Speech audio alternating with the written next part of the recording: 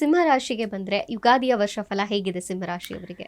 ಈಗ ನೋಡಿ 11ನೇ ಮನೆಯಲ್ಲಿ ಸಂಚಾರ ಮಾಡ್ತಾ ಇರುವಂತಹ ಗುರು ಎಲ್ಲ ಬಯಸಿದ್ದೆಲ್ಲ ಕೊಟ್ಟಿದ್ದಾನೆ. ಓಕೆ, ಈ ವರ್ಷ ಬಯಸಿದ್ದೆಲ್ಲ ನಿಮಗೆ ಸಿಕ್ಕಿದೆ.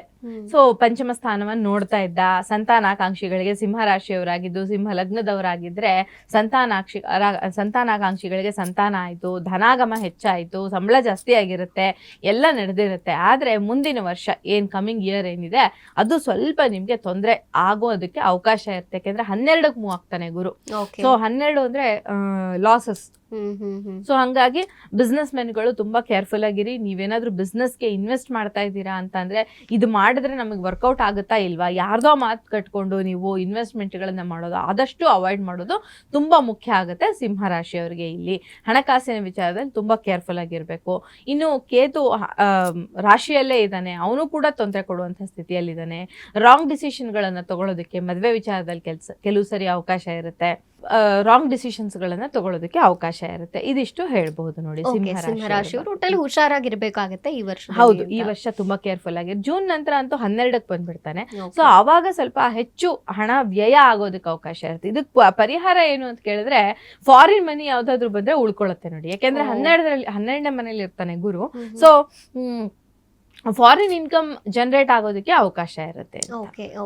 ಇನ್ನು ಅವರ ಆದಾಯ ವ್ಯಯಕ್ಕೆ ಬರೋದಾದ್ರೆ ಹೇಗಿರುತ್ತೆ?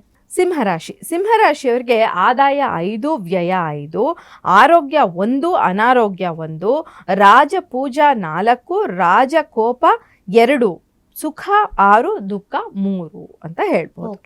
ಸೊ ಇವರು ಆರೋಗ್ಯದ ವಿಚಾರದಲ್ಲಿ ಕೇರ್ಫುಲ್ ಆಗಿರ್ಬೇಕಾಗತ್ತೆ ಸಿಂಹರಾಶಿಯವರು.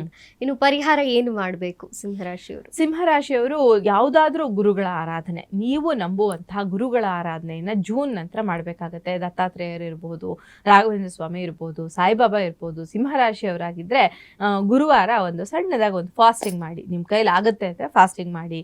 ಒಂದು ಹೊತ್ತು ಅಥವಾ ಸಿಕ್ಕಿದ್ದು ಹೊರಗಡೆ ನಾನ್ ವೆಜ್ ತಿಂದೆ, ಅದು ಇದು ತಿಂದೆ, ಹೊರಗಡೆ ಐಟಮ್ಸ್ ತಿಂದೆ, ಅದಲ್ಲದೆ ಮನೆಯಲ್ಲಿ ಹೋಮ್ ಮೇಡ್ ಫುಡ್ನ ತಗೊಳ್ಳಿ. ಅಥವಾ ಅದರಲ್ಲೂ ಈ ಗ್ಯಾಸ್ಟ್ರಿಕ್ ಪ್ರಾಬ್ಲಮ್ ಎಲ್ಲ ಇದ್ದವರಿಗೆ ತುಂಬಾ ಪ್ರಾಬ್ಲಮ್ ಆಗೋದಕ್ಕೆ ಅವಕಾಶ ಇರುತ್ತೆ. ಹಾಗಾಗಿ ಕೇರ್ಫುಲ್ ಆಗಿ ಆರೋಗ್ಯದ ವಿಚಾರದಲ್ಲಿ ಇರಬೇಕು. ಅದರ ಜೊತೆ ಗುರುಗಳ ಆರಾಧನೆ, ಯಾವುದಾದ್ರೂ ಗುರುಗಳ ಆರಾಧನೆಯನ್ನ ಮಾಡ್ಕೊಳ್ಬಹುದು. ಅದರ ಜೊತೆಗೆ ಆರೋಗ್ಯಕ್ಕೆ ಸಂಬಂಧಿಸಿದ ಹಾಗೆ ನಾನು ಗ್ರೀನ್ ಅವೆಂಚೂರಿಯನ್ ಅನ್ನುವಂಥ ಒಂದು ಬ್ರೇಸ್ಲೆಟ್ ನ ಪ್ರೆಸೆಂಟ್ ಮಾಡ್ತೀನಿ. ಸೊ ಆ ಗ್ರೀನ್ ಅವೆಂಚೂರಿಯನ್ ಹಾಕೋದ್ರಿಂದ ಕೂಡ ಆರೋಗ್ಯ ಸುಧಾರಣೆ ಆಗ್ತದೆ ಅಂತ. ಓಕೆ.